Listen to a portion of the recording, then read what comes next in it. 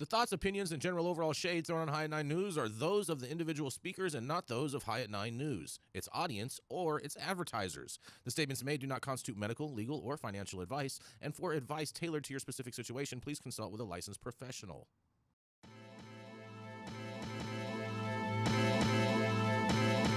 Welcome to the High at 9 News Hour, where you will hear from cannabis industry experts and professionals from around the country talk about important topics while shining light on global issues and discussing cannabis as it relates to politics, regulation and reform, data and technology, science, research and medicine, family and parenting, art, celebrities and entertainment, fitness, sports, mental health and wellness, and plant-based medicines and entheogenics. Together, we are building a stronger community, fighting the stigma and creating change. With your hosts, Jason Beck and Rico Lamitte, joined by special industry expert correspondents from around the country, and daily antics brought to you by Cannabis. Coming to you live every Monday through Friday at 9 a.m. Pacific Time and high noon on the East Coast. And thank you all for getting high at 9 with us.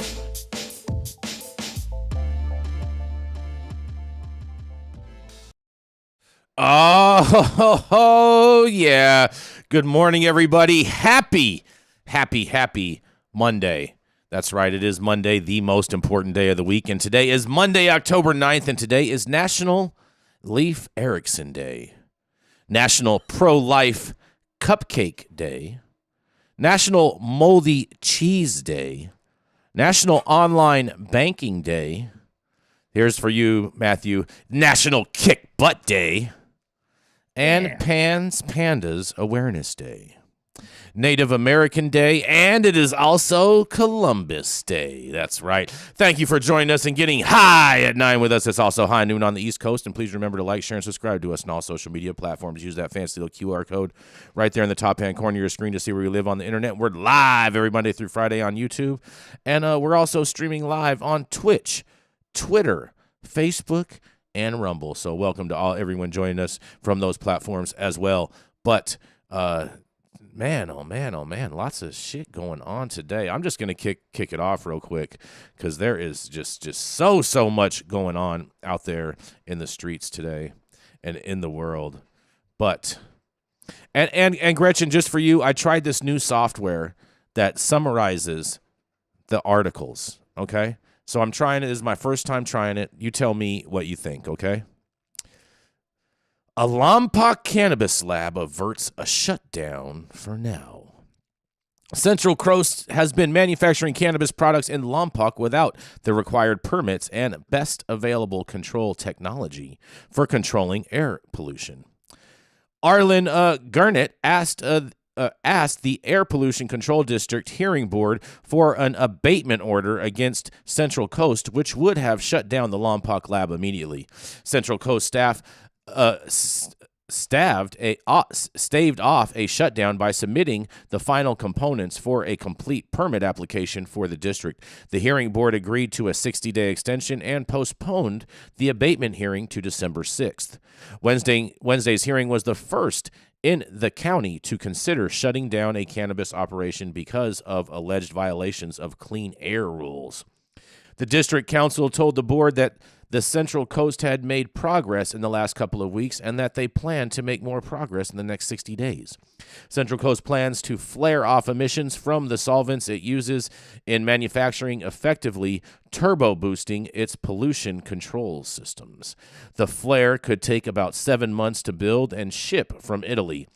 Central Coast Agriculture Incorporated was co-founded by John DeFriel and Thomas Martin and operates an outdoor cannabis grow in Buellton. Also, just so anyone knows, that is also better known as Raw Garden. The company's manufacturing, extraction, storage, and distribution lab is locked in 2 warehouses at 1201 West Chestnut Avenue and 1200 West Laurel Avenue in Lompoc, and it makes certified organic products from raw cannabis for retail sale. Arlen Garnett, a plaintiff in the district's case against Central Coast, alleged the company was a major source of reactive organic compounds and that they were emitting 135 tons of reactive organic compounds into the outside air in 2020 while operating without permits. Central Coast officials said they had to hire several engineering firms to design their pollution control equipment because there was no established best available control technology for cannabis extraction. The APCD's existing clean air rules apply to all manufacturing, including cannabis, and the district sent out an advisory reminding cannabis operators of those requirements in the spring of 2019. Central Coast Agriculture didn't have permits, so the district had to file for an abatement order. Central Coast is the only cannabis lab in California using cold temperatures to re-condense and collect emissions and reuse solvents.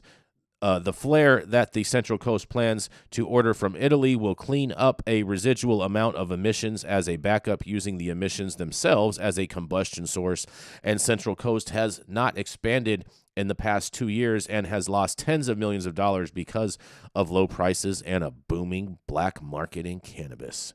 Central Coast submitted an application to the district this week, but large portions have been redacted.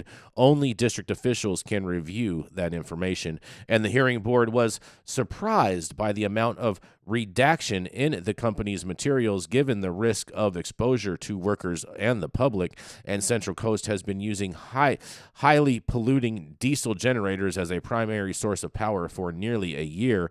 At his Santa Rosa cultivation sites, the district and Central Coast could not agree on how much the company should pay in fines for breaking the law. Well, what do you guys think about this? Raw Garden averting a shutdown. This is Jason Beck for the High at 9 News. What do y'all think? Employees and people should have clean air. I'm all with people having clean air, but I feel like this is a little bit over the top. Like it's organic stuff that's being omitted into the air, right? I'm still working on my environmental engineering degree. I'm about 50 years out. 50 years out? I mean, yeah. Damn. I'm doing it part-time. That's the part that confuses me is all of this organicness. That part. I mean, I'm not really sure. I know that even terpenes are a solvent and can harm or kill you in certain concentrations. Plutonium is organic, so we really need to unpack that word organic. Organic doesn't mean that it's safe, and organic doesn't mean that certain forms of ingestation aren't more harmful than others. They did mention Santa Rosa in the article. Woohoo! Sonoma County. Woohoo! And to get to a place of being almost shut down typically means there was a lot of things that happened before that. So I think that we're getting half that story there.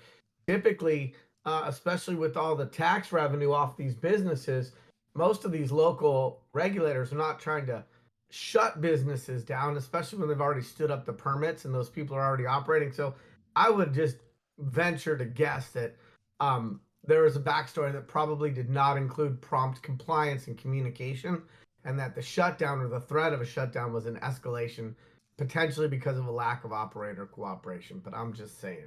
Well, I would hold your horses on that thought, Yarrow, because there's another story that we're covering today that actually does go into that a bit.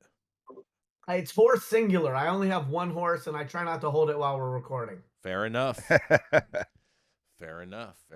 Fair enough. What do you think about this, Gretchen? Any thoughts? CCA agriculture? You're on mute.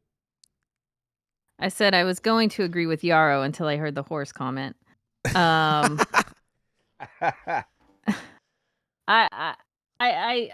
agree again. I don't know what the hell they're spewing. I'm not a scientist. I'm not a ventilation person. Blah blah blah. I'm sure I'm not the person to weigh in on this. If they were doing bad things, they should get shut down.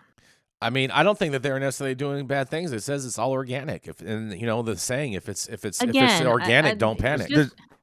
No, but there's all kinds of things called volatile organic compounds. Yeah, they're called volatile organic compounds, and the word organic, when you come to chemistry like that, it kind of has to do with how they're sourced and how they're made.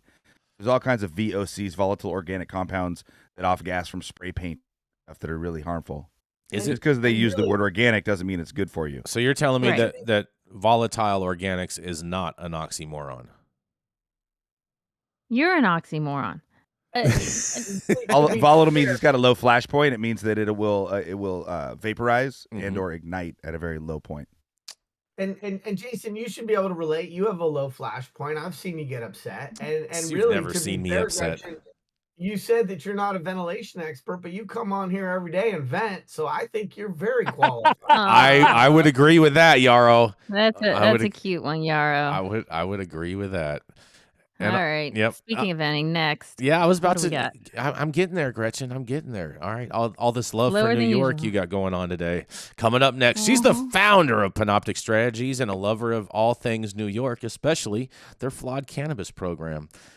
That's right. It is none other than the Miss Gretchen Gailey. I ain't got no time for this.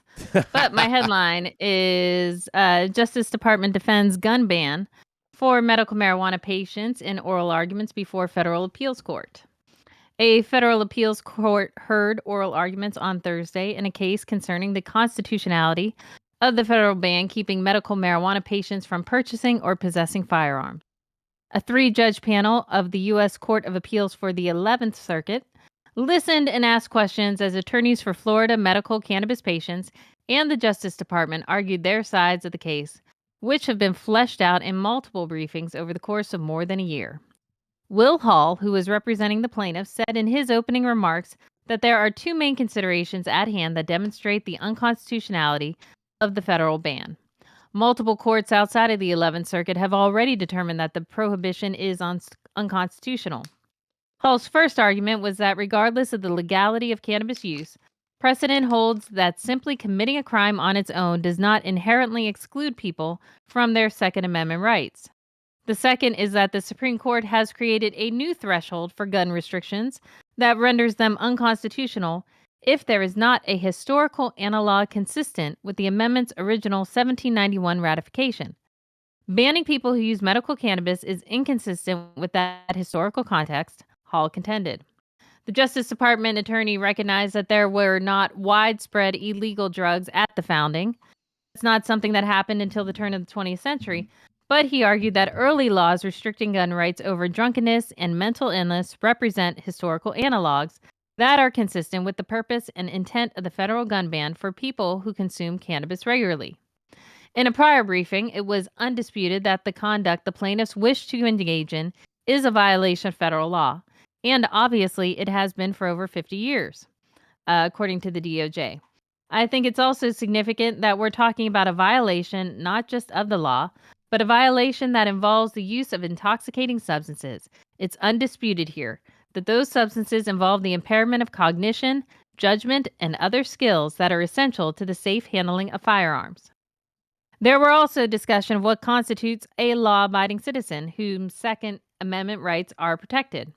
Judge Robert Luck, who was appointed by former President Donald Trump, pointed out to the DOJ attorney that there seems to be a disconnect in characterizing state-registered medical cannabis patients as not law-abiding, given that a federal rider annually renewed each year since 2014 prevents DOJ intervention in state medical cannabis programs, and legal states have completely blessed certain cannabis activity.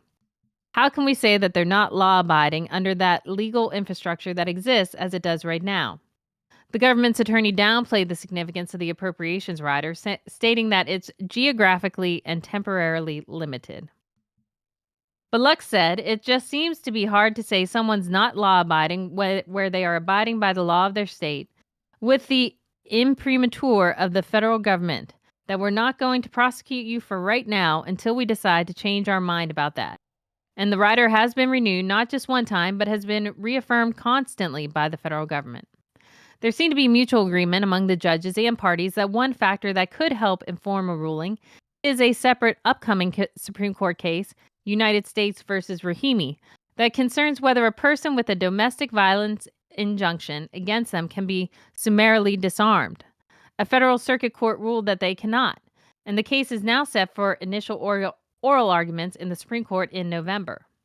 Where that case overlaps with the cannabis and gun rights issue is that it would clarify whether a person who is not law-abiding for any reason can be systematically denied Second Amendment rights. There was discussion among the parties about potentially delaying a ruling until that court is able to see how that plays out.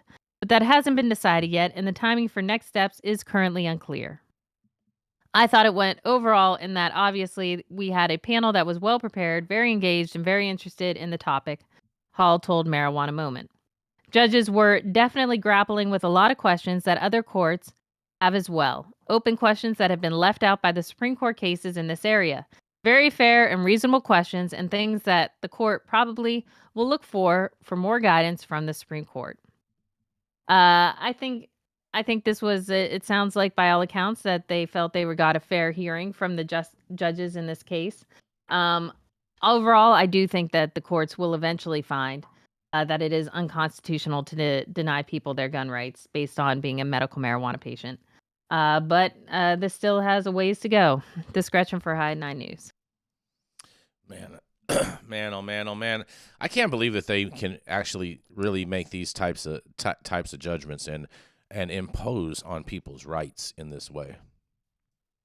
Pretty ridiculous. Well, because it splits our constituents, right? I mean, we clearly have a gun problem in this country, and we clearly have policy. The problems aren't legal guns, though. Well, so here's let me finish my okay. groove. Go ahead. Okay. Go ahead. Go ahead. You violated the tenets of Jason's tribe, Yarrow.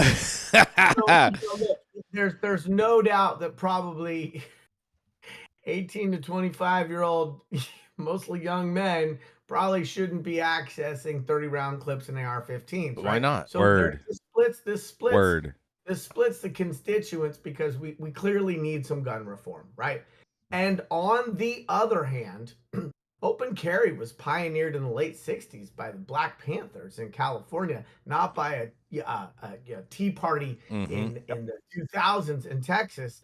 And this notion of criminalizing cannabis, giving out felonies like it was Halloween candy, and then taking away people's rights to ever have a gun as a result of a felony conviction really creates two very different camps. We do need gun reform, and we do need to make sure that people who don't have the mental capabilities to have good judgment don't have good ammo. And when we do these expungement clinics and people get their felonies reduced from cannabis, they don't get their right to have a gun back. And so this notion of destigmatizing cannabis isn't going to really be complete if we continue to think that people who use cannabis are going to have subpar judgment that is somehow less than somebody who's drank a fifth of Jack Daniels or popped the entire bottle of Vicodin.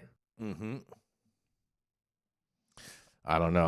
I'm just not for them banning guns in any shape, form, whatsoever. I do believe that there need to be some mental health checks in regards with the issuance of some of these firearm licenses and whatnot. I'm all for that, but most of this stuff I'm not for at all, and I think is a total infringement on your constitutional rights.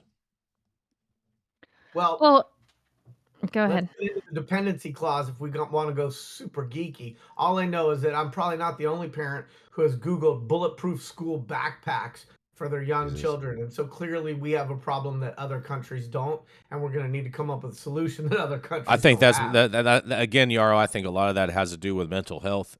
And that's why I'm for the mental health checks. I don't think. Okay. Well, I think we're getting into two different arguments here. So yes, this country definitely has a gun problem.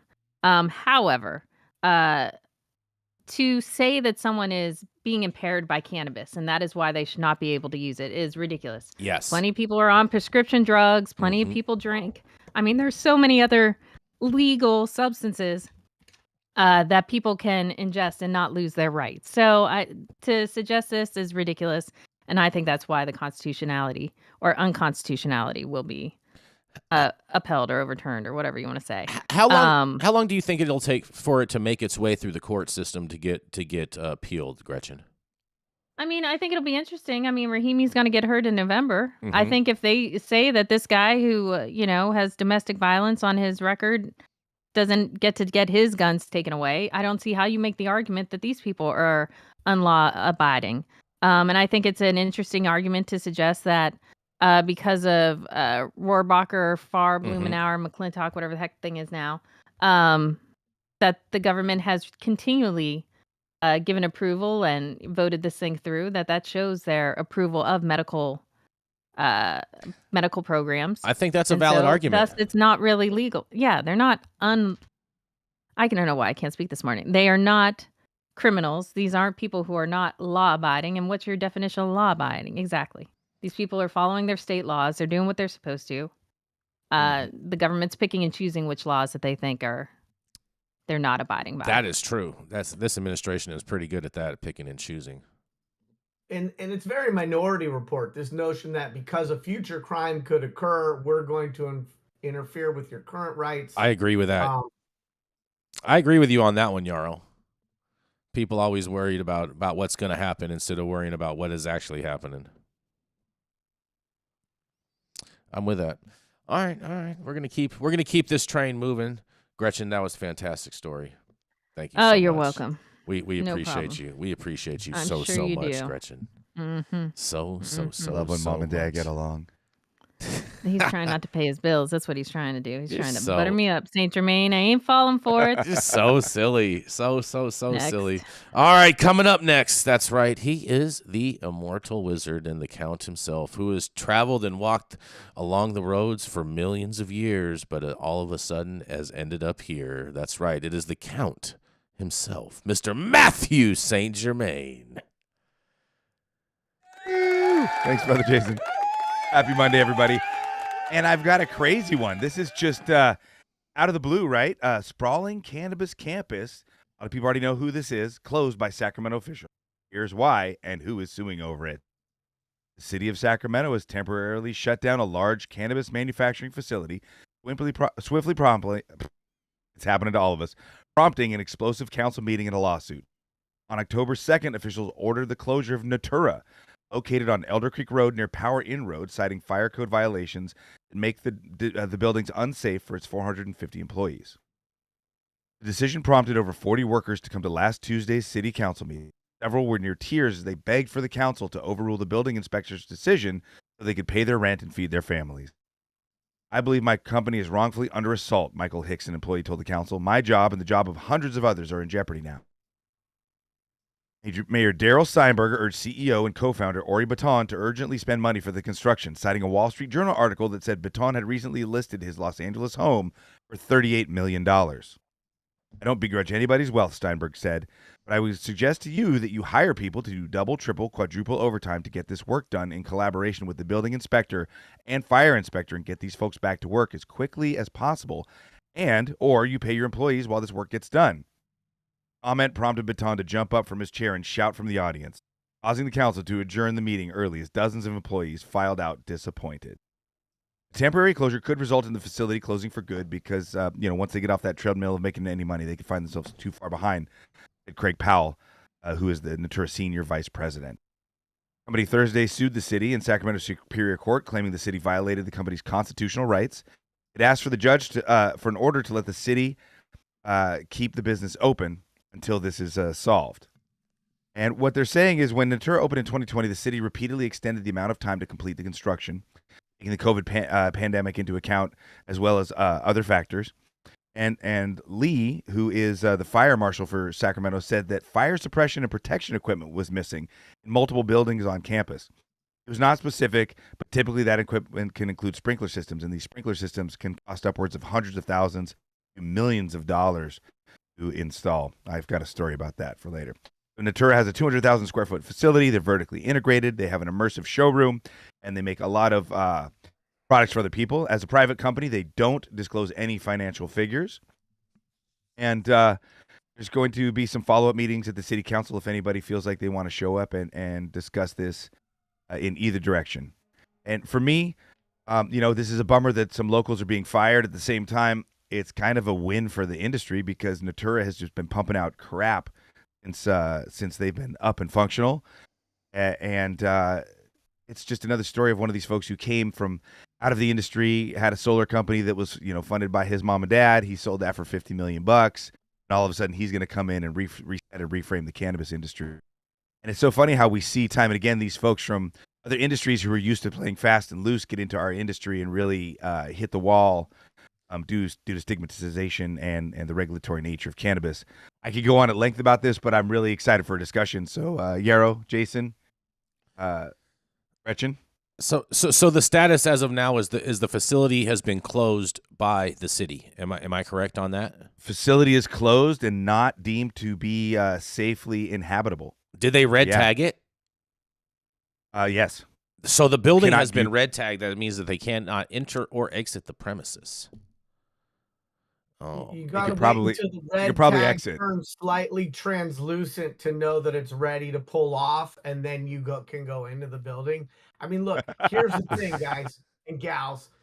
If you get a certificate of occupancy for new construction, then the city has said you're good to go. And so, right. You know, I have not personally consumed the cannabis out of that facility, but I think these people did a really good job telling the story while they were slowly under construction with a steady drumbeat of progress imagery, and they've really positioned themselves, right? So separate from the quality, I know people who've worked there. I see Ori, I see Josh, I see a lot of people being involved in the industry. So again, separate from the quality, because I haven't had an opportunity to go there, they put some time in the saddle. I mean, and so in order to get a certificate of occupancy on new construction, you have to have gone through all of your safety requirements, whether that's structural engineering, electrical inspections, fire and safety. So the challenge that I have is that fire safety code has not really changed much in the last few years since they got that certificate of occupancy. My question is, what's the backstory that we're not seeing here? How could they have gotten a certificate of occupancy and then been so deficient in the construction and installation of those infrastructures and sub infrastructures that they somehow now have to be closed? That I don't understand it. And I think I might have an answer for you, Yarrow. Fire away, my man. And granted, I am speculating on this. I'm not 100% for sure, but I think that this makes sense. When Natura first opened, they did not open the full facility. They opened enough to be operational, and they recently expanded. And so I believe that this red tag has to do with the expansion that they have done. But to me, it sounds like it is also affecting the pre-existing structure that that originally had the certificate of occupancy. That's what I was thinking. That makes sense. Yeah, that makes a lot of sense. Somebody put their thinking cap on this morning before they turned on the internet. That's right. You know it, baby. Cerebral prowess there. Yeah, no, I can't disagree. Jason's actually bald. Mm-hmm. That's his thinking cap disguised as a hairdo. Exactly. Gretchen, how do you win yet another bet on this article with Jason here? What's your take? Cute, Yarrow. Look, she's speechless. She's on mute. Fucking dogs got me on mute all morning. Blame it on the dogs. Always blaming everything on the dogs. Mm-hmm. Oh, they're my sweet babies. I don't know. I'm sure Jason Beck is wrong here in some aspect. I'm not. I don't. First of all, half the time. Rule number 1: I'm never wrong. Rule number 2: if I ever am wrong, refer back to rule number 1. What? Yep, anyway. Exactly. This is weird. I'm agreeing a lot with Yarrow today when I rarely agree with Yarrow. Mm-hmm. Fire code violations, they don't change that fucking much. So what the fuck? I don't understand how these people are such shag-offs. They couldn't be compliant. And I will say this: they have plenty of money. I know they're an investor. They have plenty of money. So like, money is definitely not the issue as far as a financial hardship being involved with this group. I'm not buying that for a second. This is clearly a lack of follow through on their part to appease the powers that bees. And I'm trying to understand. For the record, is a grow facility or yes, this is yes, it's a massive campus. But hey, I just want to say for the record, the reason I'm getting snarky about the quality of their weed. Mm-hmm. The reason I'm getting snarky about the quality of their weed is because the facility's beautiful. They have tens of millions of dollars at least. They have the ear and the pull of quite a few people who are actually really cool people in the cannabis industry. And for me, it's like watching your friend have this beautiful Ferrari and he's just grinding the gears nonstop and driving with the parking brake on. And it's just like, bro, like, why don't you let somebody drive this thing that can actually honor what it is, you know? And so it's not like just F these guys. It's just like, man, how can you consistently be creating 14 acres worth of some of the shittiest weed on the planet, spending millions of dollars doing it, and not smoke a joint of your stuff once and figure out it's no good? I think it's just because you're anti-Semitic during our biggest time of tragedy here. Whoa, dude! No, thank you. Yeah. Nope. Whoa. I was made an honorary Jew by Casey Kushner when his Mos Sislak yarmulke looked better on me than it did on him. Oh no, sir. Not even one bit. I've always been a defender of the Jewish people. I love them. I'm not going to comment on what's going on overseas. I just wanted to just nip that in the bud. It's just literally, bro, like people from that facility and organization. I've interviewed for jobs there that I ended up declining. I know who they are. I've been there. They've given me the weed to smoke because I've done Emerald Cup judging and asked me about it. And then I told them, and I even instructed them on how to fix it. And it just fell on deaf ears. That's really just my point is like, bro, if I was in charge of any company that cost $40 million to build, I would sample my product. I would determine honestly if it was good or not, and I would do something about it if it wasn't. It's such an easy thing to see and fix. Everybody out there, go smoke some Natura weed. Show up in the comments the next couple of weeks and tell me if you think it tastes like a house key and burns the shit out of your throat or not. Maybe I'm wrong. Quick question for you, St. Germain, or Jason, who may know. I don't know. Yeah. I probably do. Do they white label for other brands? Yes, or is tons. this for They do. a thing? Tons, Who are the other tons. brands that they represent? Tons of different brands. Like who? That's my question. That you would know? I don't know. Just start naming brands. I know a few things. I've been around for I a don't wanna little blow bit, anybody Jason out. Beck. Yeah. Well, Sluggers. People came for the facts. Sluggers is one brand that they produce. What is it? Dun Tai, like is a gummy brand that they produce. We're doing Fidel's till he got over the fact that nobody would smoke Fidel's weed from Natura. Mm-hmm. Yeah. Oh man. And I on mean, that, the dynamic that St. Germain is touching upon is unfortunately not just that facility. There are a lot of well-capitalized, sophisticated facilities where there is a skimping or a lack of passion for having the most amount of talent in the genetics and operator positions or chair or discussions or decisions. And it does make a lot of us scratch our heads. We're like, okay, you got the best facility in the world and nails on chalkboard. So I'm appreciative that Mathieu is willing to have those honest conversations with people, not just as an Emerald Cup flower judge, but as somebody who is just speaking truth without, kissing anybody's hindquarters or trying to be polite around things. People do deserve to know the quality of what's coming out of their facility, so they don't just fall in love with the shiny blinking lights and the fertigation machines and really understand what the outputs are.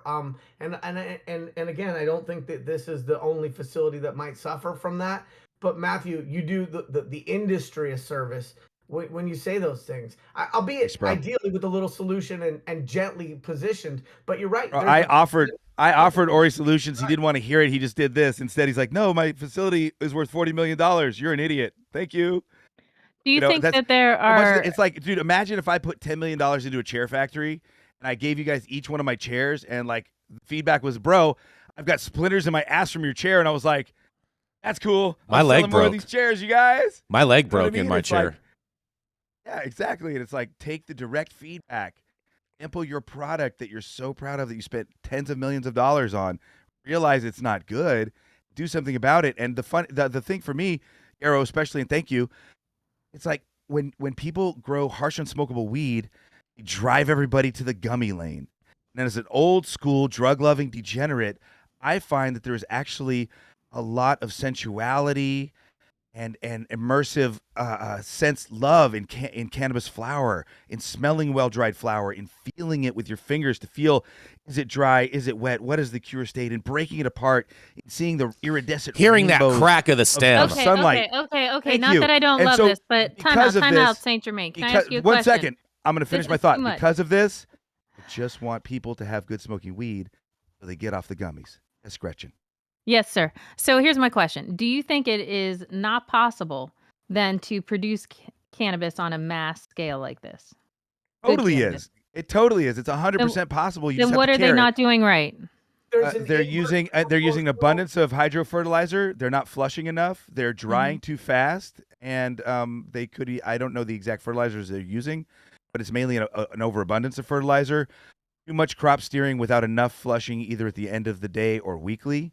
The thought that really you should be flushing weed just at the end of your run is ridiculous. What you should be doing is growing with a little you bit got to flush every less week. newts and air on flushing and cleaner plants to keep your tissue soft. A lot of what you're getting, and this delves into bro science, so forgive me if I'm an idiot. I'm just a great weed grower. A lot of the things that burn hot are metals. A lot of the nutrients, the micronutrients for cannabis are metals. One of the most abundant is magnesium. Magnesium burns at like 1,400 degrees Fahrenheit, right? So if you have deposits of these metals from overfeeding your plants, not flushing your plants enough, you're literally burning metals at plus 1,000 degrees in these flower tissue.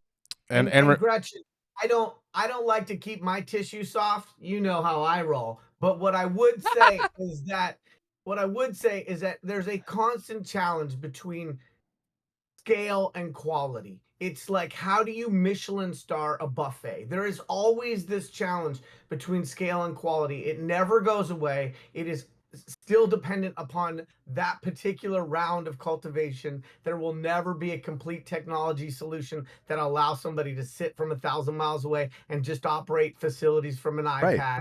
Right. And so it's a challenge. And when you're farming, even if you're indoor or under glass, Mother Nature's on your board of directors, whether you like it or not. And so it takes a talented team that is continually asking themselves what they can do better and different the next time. And Mathieu, when Canacraft is producing thousands to tens of thousands of pounds yearly, and they've won the Emerald Cup multiple times at that scale. Mathieu. So they're showing it's possible. Yeah, Jay? Mathieu, when you don't flush, all you do is fill your bowl with a bunch of crap. And on that, we need to go to a commercial, and we're going to be right back. Relying on 25 years of commercial hydroponic experience, King Solomon Nutrients has engineered the best liquid and dry fertilizer products for cannabis that preserves the crop, the soil, and the environment. Through relentless passion, research, and innovation, King Solomon has developed simplified cannabis crop nutrition you can trust. It was created for farmers, by farmers. Don't mess around. Try the crown.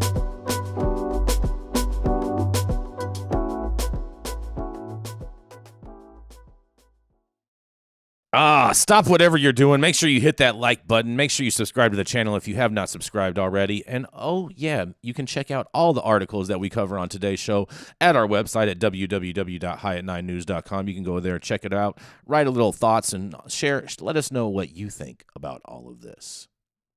The Control Tower from Highly Educated has perfected the dab. Utilizing the concept of thin film evaporation, you can waste none of it and taste all of it. The micro texture of the SE pillar increases nucleation at elevated temperatures. And with the tower propelling at 2,600 RPMs, it's certainly the most efficient dab experience to date. The Control Tower from Highly Educated. Oh, man. Oh, yeah. Well, you guys, I have some news for you guys. Governor Gavin Newsom was busy this weekend. Because Newsom, he vetoes AB 1207, a move welcomed by the industry. In a move welcomed by the cannabis industry, California Governor Gavin Newsom has vetoed AB 1207. This bill, also known as the Cannabis Candy Child Safety Act, aimed to further regulate and restrict packaging and advertising of cannabis products in an effort to protect the children. However, after careful consideration, Governor Newsom has decided to return the bill without his signature, effectively vetoing it. This decision comes as a relief to many in the industry who have been concerned about the potential impact of AB 1207 on existing businesses and their bottom line. AB 1207 also, Governor Newsom stated that while he appreciates the author's intent, he is concerned that the definition of attractive to children used in this bill is too broad. He believes that existing regulations and projections already in place for cannabis products are sufficient, and adding more limitations would not significantly contribute to protecting children from exposure to cannabis. Instead, he has directed the Department Department of Cannabis Control to strengthen and expand existing youth-related cannabis protections through enhanced enforcement measures. You guys know what that means. With Governor Newsom's veto of AB 1207, the California cannabis industry can breathe a sigh of relief. The potential consequences of this bill on already struggling businesses would have been significant. From costly rebranding efforts to fines for noncompliance, this veto is a victory for those businesses and allows them to continue operating without the added burden of further restrictions. It also shows that state officials are taking a thoughtful and practical approach to regulating the cannabis industry, considering both child safety and the needs of business. Now, that last sentence sounds like a total AI summary in regards to, so I'm not too sure about that last sentence. But overall, Governor Newsom's decision is a positive step towards a thriving and responsible cannabis market in California, so it can be seen as a win for the cannabis industry. Again, that sounds like some AI chat BS too. Even though it is a big win for the cannabis industry, no one has to rebrand. You guys can all still keep your social media profiles. And what do you all think about this? Hallelujah. Right? And Yeah, Gretchen, dude. I mean, this was just, when you read into it, it was just ridiculous, the amount of restriction. yeah, I couldn't believe that this bill even passed the legislature. I can't. Yeah, I mean, that was the biggest challenge. Is it felt very well intended but ill conceived from the beginning, and the systemic threat it would have created across brands and anybody that had an image of an animal or people. It seemed very reactionary, and my concern was how far along this bill got and how much of a near and present danger it became versus somebody going, that's just not really well thought out. And you know, look, I think there is absolutely a threat with age-restricted products. I think the biggest one is gummies or edibles, and I don't think that biggest threat with age-restricted products in the form factor of edibles, I don't think the biggest reason why that's a problem is because there's a picture of an animal on the packaging. I think it's because it shit tastes good and you don't know that it's got the marahoochie in it, right? And so, like, your kids don't go to your 4-year-old doesn't go to the liquor cabinet and start taking shots of vodka because it burns the heck out of their mouth and it's not an enjoyable intake experience. And so if you've got something that's full of sugar and doesn't taste very much like cannabis, and it's not in a child-proof packaging, yeah, that's a really easy problem, and we need to figure out ways to continue to level up, because the incidence of kids eating too much cannabis and having to go to the hospital has gone up dramatically, right? Well, I think a lot of that is because of the trap market being so fruitful, and a lot of it is just bad parenting and parents leaving their stuff out. And so I think it's more of a parenting issue than I think it is a cannabis issue at all, period. Agreed. So people, new consumers especially, but people in general, need to be trained to understand that while there are form factors that have very little risk that your kids are going to ingest it, edibles is not. It's probably the most risky, and to your point, needs to be locked up like anything else that could have a negative result if it wasn't locked up. So I see where the body of concern is coming from, but the notion that, it has to do with the labeling. I mean, have they interviewed any of these kids that accidentally ate too many gummies and went to an ER? And half the kids that eat this stuff can't even read. Well, it's not because they saw a particular mascot on the side of a package. It's because it tasted sweet. It's because it's candy. Yes. That's what kids like. If we could just have these edibles taste like the dynamic between your and Gretchen's relationship, it would be so unsavory, none of them would eat any of it. It would taste like honey. Wah! Yeah. Yeah, I was just low-key tripping. We were at the network show last week, Jason and I, it's a trade show in L.A., and as I was walking around, I was interacting with so many friends and looking at their whole booth and just wondering to myself, like, wow, like their entire brand identity is going to be evaporated if this thing Exactly. passes. How many Instagram pages would have been shut down because of this? Because they weren't allowed to advertise on social media or have any type of brand presence online at all whatsoever. Ours would have. Yeah, ours would have, and I've been making all the reels for it. It's been pretty cool, so that would have been lame for me. All right, we're going to keep but this just in general, we really need some sort of like recognition from the government that adult stoners love cartoons. That has to be like how about adults in general love cartoons? You don't have to be an adult stoner to love cartoons. I'm just saying. I'm just saying you're putting if you putting get a smaller high, it's box 1 on to it. 1. Gretchen, you love cartoons? A few cartoons. Gretchen not loves many. anime. Oh, Shut up. that counts. I used to read Archie when I was little. Oh, Oh, that is yeah. Cup's talking to what Cup in the comments is talking to what Yarrow said about. He says most people with kids he knows keep their edibles in the kitchen, not in a safe place, and that's the number one issue. Like as a parent, silly. Yeah. you should have any recreational drugs you're deciding to do in some sort of lockbox in your room in a secure location because your kids are going to get into it, and no matter how much you think you're on them, there's going to be a moment where you're not home and they're going to get inquisitive. We're all curious little monkeys. We want to know what's in the hole. I'm not a monkey. You can speak for yourself on that one. Oh, actually, technically, you're pretty close to a primate. I mean, don't make me go genus. That is total fake news. I'm not buying that. But on that, we are going to roll right in to Mr. Yarrow Kubrin. He's up there in the great city of Santa Rosa, even though he looks like he should be a Florida man. That's right. I know he gets mistaken for that quite often, but he does cannabis, real estate, and just regular real estate too. That's right. It is Mr. Yarrow Kubrin. Oh my there, hold on. There you go, Yarrow. I don't have my soundboard. Adam has it, so sorry. I need more than just my parking ticket validated. I need my soul validated. Thank you so much for that intro. Should I read the long form of this article? I emailed you the short form, the abbreviated version. Yeah, yes. I think we go with the short form. At first, I didn't want to do anything short because I'm already, got a. We already know you have height issues. Challenge, but let's go with the short form on this one. And good morning, everybody. Good morning. And hello to you. Minnesota hemp entrepreneurs worry recreational marijuana could push them out of business. Minnesota's legalization of recreational marijuana is causing conflict between the state's hemp and marijuana industries. Some hemp entrepreneurs of color say the recreational marijuana industry is less accessible for people like them because of federal laws, and tensions have flared recently over conversations about regulating hemp products that contain THC. Todd Harris, CEO of Plift, said he didn't want to be in the marijuana space and that hemp is a more scalable business. Some local hemp entrepreneurs are concerned that a recent push to tighten federal regulations on hemp-derived THC products is an assault on their industry. They envision a future market that favors hemp-derived products for low-dose THC edibles and beverages alongside more potent marijuana-derived edibles and beverages.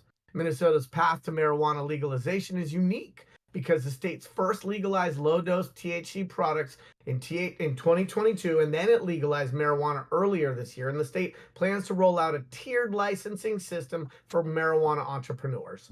Harris and other local hemp entrepreneurs are anxious about a letter the Cannabis Regulators Association sent to Congress in September calling for new federal regulations on hemp-derived THC products. They worry that the move could be the first step towards marijuana regulators pushing out hemp in favor of marijuana products. Woo!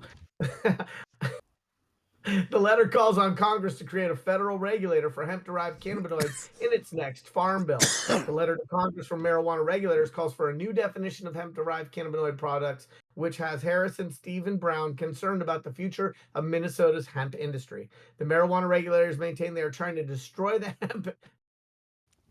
The marijuana regulators maintain they aren't trying to destroy the hemp industry, but rather introduce consumer protections to it. Marijuana regulators should speak up on the hemp issue, added Gillian Shower, because federal minimum standards are needed to address areas that cannot be fully addressed by current state laws.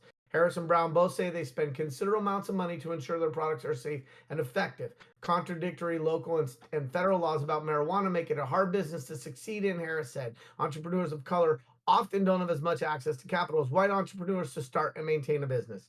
Weber acknowledged that some people in the hemp industry may lose some of their profits as recreational marijuana businesses grow under the new law. He plans to apply for a state license to sell both marijuana and hemp items. Angela Dawson, who runs 40 Acre Co-op, said she lost income because of changes in Minnesota's law governing marijuana and hemp. She said she had to let go of all of her employees and get on food stamps for 1 month to make it through that period.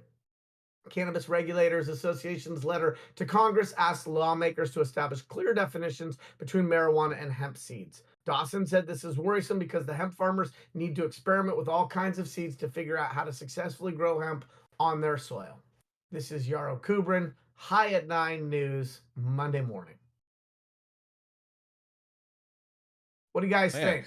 The snake oil salesmen are hard at work today trying to get their products back on the shelves. I think hemp should be used primarily for food, clothing, and other industrial uses. Industrial uses. Yeah, it should not be this CBD products, Delta 8, BS, all of that crap. I think truly the plant, whether it's hemp, cannabis, whatever, should all be regulated equally. And so they're all on the same playing field. So you're for equality? Yes, Jason, okay. I'm for equality. All right. I think that if it's a product that you're going to ingest or consume, it needs to meet the same safety standards of any product that you would put into your body.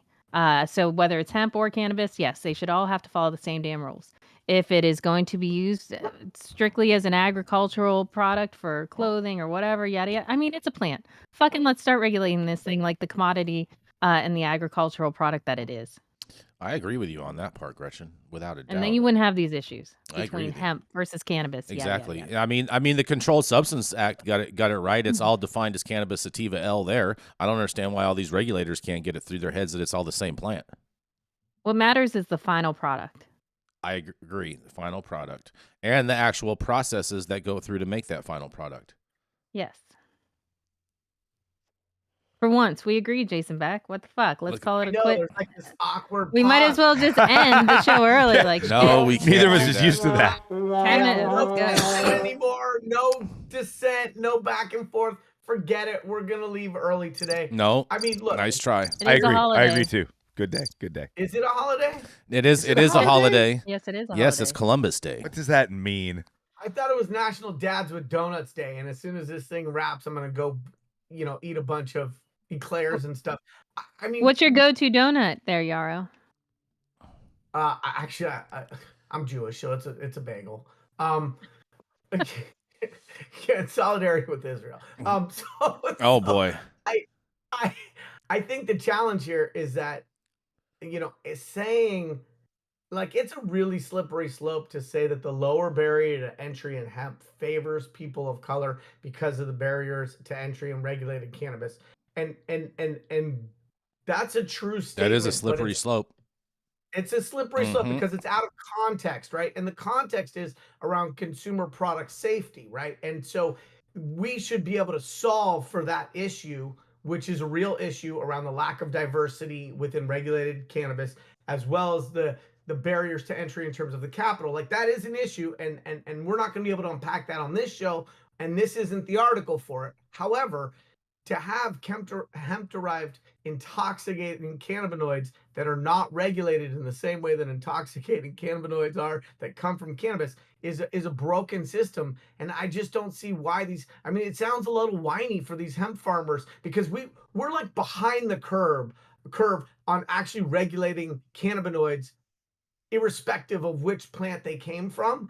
And so for hemp farmers or hemp manufacturers to complain about regulation in that respect seems very much like just maintaining their own interests instead of thinking about the public health interests of not having kids buying hemp-derived cannabinoids in a gas station, not lab tested, in potency amounts that should never get on shelves. Like, there's some real fucking issues here. And if we want to be a responsible industry, both regulated cannabis and underregulated hemp, we need to take some ownership for what those outcomes are. Because if we don't start to self-regulate, you can guarantee that some entity will come in and overregulate. And so the complaining about the regulation on hemp, I don't mean to sound like a NorCal cannabis guy, but fucking cry me a river.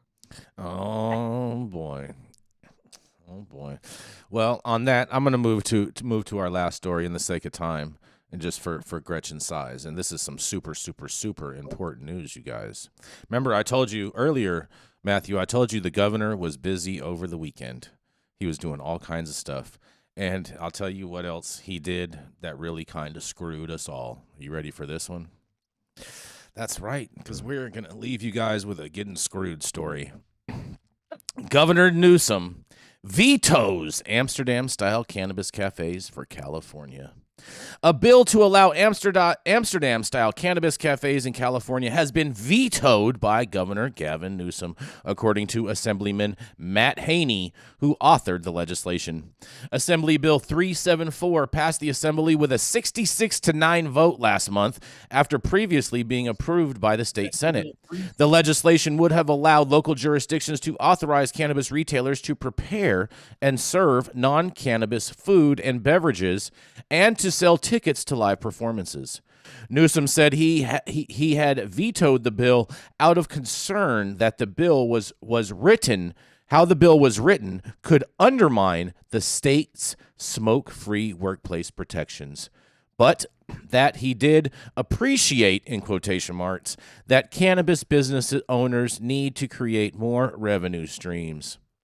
Haney, a Democrat from San Francisco, has said the bill was meant to allow struggling cannabis businesses to diversify away from the marijuana-only dispensary model and bring much-needed tourist dollars into empty downtowns. In a statement released on Sunday, Haney said, Californians are proud of our state's wine culture, and we do everything we can to make sure that our winemakers receive the support they need. We need to be doing the exact same thing for cannabis. If we don't start better supporting these businesses, we are going to lose decades of being at the forefront of the cannabis movement, and other states will be ready to swoop in and take it from us. Well, I think you should also approve these businesses might not be able to last so long under this current regulatory structure to actually continue to be a business too. But nonetheless, I'm going to digress on that and see what you guys have to say about this. Well, I have a question. Yep. Because I'm not a Californian and not totally up on all the bullshit that y'all do out there. How does this, what about folks like Barbary Coast and folks who already have some type of consumption space? So you can have a consumption lounge. Hold on. Let me only sell them. Sure. Go ahead. I was just going to break this down for Gretchen. So having a consumption lounge allows you just to consume. What these consumption lounges, the way for them to make money is as basically operating as a restaurant.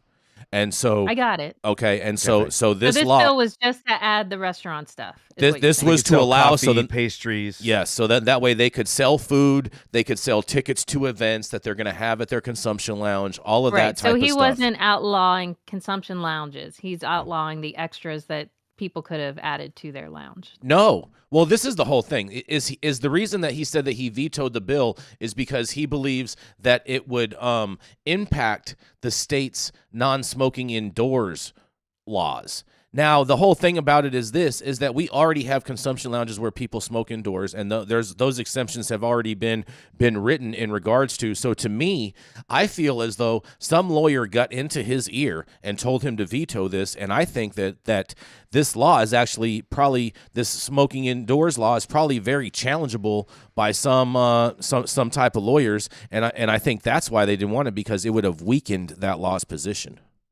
So what happens to the folks who are already in business? I think it was they still operate as they've been operating. The problem is that there's a lot of these businesses that are trying to open and want to open as a restaurant model that allows cannabis, as opposed to a business that allows cannabis and then has to figure out some workaround to get food included. We need to start like a interest group, Citizens for a Sweeter Smoke Society, and just sue. So just to show you one of the workarounds, Gretchen. Okay, so I was at the artistry last night with Uka was doing a little demo over there, so I was invited over there to go check it out.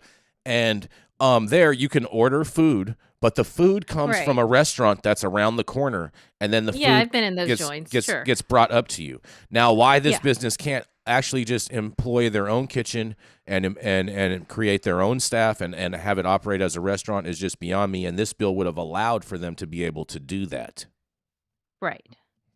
But my question is, does this bill do anything to shut down consumption lounges if the concern is indoor smoking? Well, it doesn't do anything to close them down in regards with that concern, but it does do things in regards to close ones that have not opened yet and further the fact of whether or not they will open, because I've talked with a number of different owners, and they said that if this law doesn't pass, then there's no point to even having a cannabis lounge. It's just a worthless piece of paper, and they should just throw it away. It's been very difficult to monetize the cannabis lounge concept because the majority of cannabis users don't actually intake enough cannabis to kind of push that model forward. Like when you're at a bar, you got a bottle that you buy from Costco for $50, and then you're selling $15 drinks, and you got like what, 100, $80, $15 drinks out of that. People are buying them every 15 minutes to maybe once an hour. Like that's a business model when you multiply it by 50 or 100 people. When you got 4 guys who go in on a $10 pre-roll and they smoke it and they're fine, and now they're watching cartoons or football and hanging out and having a great time. As a business owner, there's really there's not a lot of revenue there. And the sad thing is, because of business rent, a lot of offerings to the community in Santa Rosa and elsewhere that could be really cool. There's just no space for them. It's hard to have a dance only event. It's hard to have just a meeting only event. Like, how are you gonna have a meeting event at a bar type space and everybody's just gonna dance and be sober? You can't charge $20 at the door and pay your rent when your rent's like $50,000 a month. Exactly. So coffee and pastries and these little cafe ads would be a huge lifeline to an industry that's running backwards. It might just let them even just balance the books.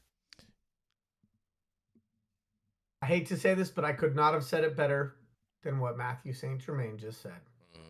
Look at that, man. It's been a very agreeable day today. It's been like the get along. This is bullshit. Man, oh man. Oh man. I just feel really bad for a lot of these businesses. I know they really needed this. I'm disappointed as well that this didn't pass. I thought this was going to pass. I was like, it doesn't make any sense for him not to pass it. And it's just totally ridiculous. But I really think that his no smoking indoors bill must be super, super weak and could definitely get challenged. And I hope some of the lawyers that are watching this will reach out and maybe we can do something to challenge this law in regards to smoking indoors. This last couple of weeks has been a lot of bills challenging at least the California industry, whether it was SB 51, AB 1207. Like, I'm not just going to start rattling off all these numbers because I'm not that wonky when it comes to policy. I'd like to be, but I'm not. But there's been a lot of challenges coming from a variety of different fronts, whether it was interfering with what I think the best iteration of consumption lounges could look like, or restricting the ability for companies to brand through the use of animals or people imagery, or the cliff for social equity provisional licenses. This has been a very challenging little micro chapter, and the governor signed a couple of them the way we wanted, a couple of them the way we didn't. So it hasn't been an easy month in terms of changes to the regulatory paradigm for operators here in the largest cannabis economy in the world. And you think our legislatures would see the difficulty that the California environment is experiencing and offer help instead of throwing up further hindrance? It's not what they're doing. But on that, thank you all for joining us and getting high at 9 with us every Monday through Friday at 9 a.m. Pacific and high noon on the East Coast. Big thank you to our audience and supporters for tuning in daily and listening to the insanity that is the developing cannabis industry. Thank you, Gretchen. Thank you, Mathieu. And thank you, Yarrow, for joining me today. And thank you all for tuning in. We know you could have been anywhere else today and getting high at 9 with us. It is America's #1 daily cannabis news show.